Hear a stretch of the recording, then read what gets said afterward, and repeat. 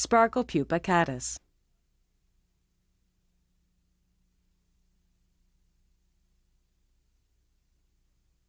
Step 1.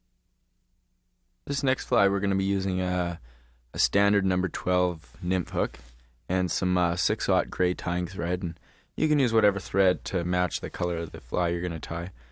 And I want to make sure you get a good secure base of thread here. Step 2. Now we're going to use some sparkle yarn or Antron yarn, and this is kind of a wool. It's a braided yarn. We're going to take these fibers and separate them from each other. Really only going to be using 2 of the fibers.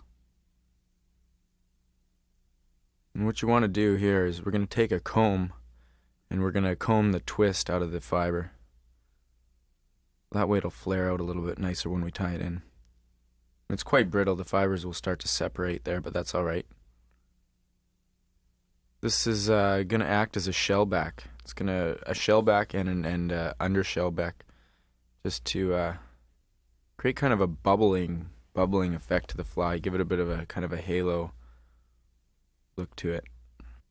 This material helps trap air bubbles and sparkles under the water. That's why it is really useful. You don't really want to substitute anything for this. I'm going to tie another piece right in underneath the piece that we just tied in. So in this case, they are actually one on top and one on the bottom. Exactly. You can see I tied it in on the side and kind of let the thread pull it underneath so that it's right tied in underneath. Step 3. Now we're going to use a bit of Antron rabbit blend dubbing. It just helps add to the sparkle having a bit of Antron in there. Really, you could use just about anything. Wouldn't matter too much. Straight Antron or straight rabbit. For the dubbing, do you want something that soaks up the water? Or? We're not really too worried about what it is. A rabbit, this dubbing here, it will absorb water though. You want to make sure the tip of that dubbing noodle is nice and tight.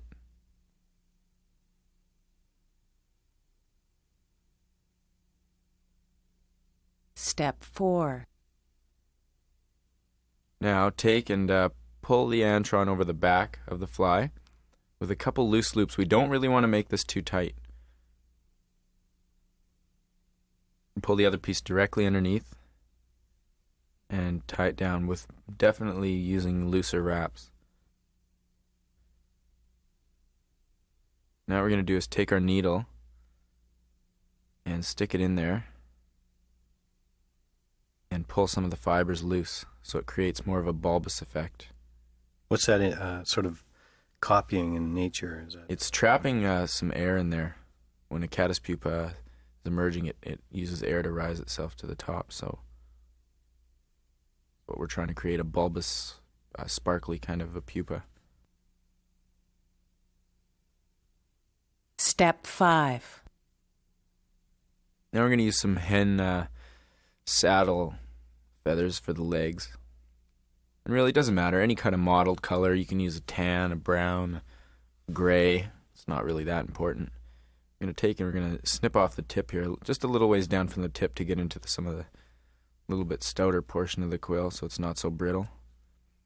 Tie it in from the tip with the top of the feather facing you. It's quite important. I noticed you didn't trim out the soft, fluffy stuff on this one.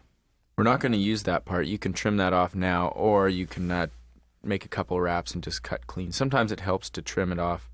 You want to make sure that when you're tying this in that you're turning it, that those fibers lay pointing backwards. You don't want them to start pointing towards the head of the fly. You want them to lay nice and neat over the back. And by twisting the feather, you'll be able to achieve that. Cut that clean. 2 to 3 wraps maximum for this. We don't really want a lot of legs. Step 6. Now for the head, we're going to add a little bit more of the Antron rabbit blend. Sometimes you'll find that some of the pupas have a darker head than body.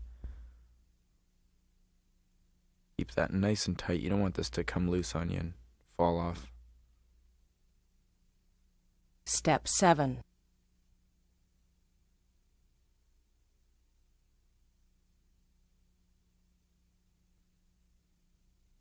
Nip it nice and neat.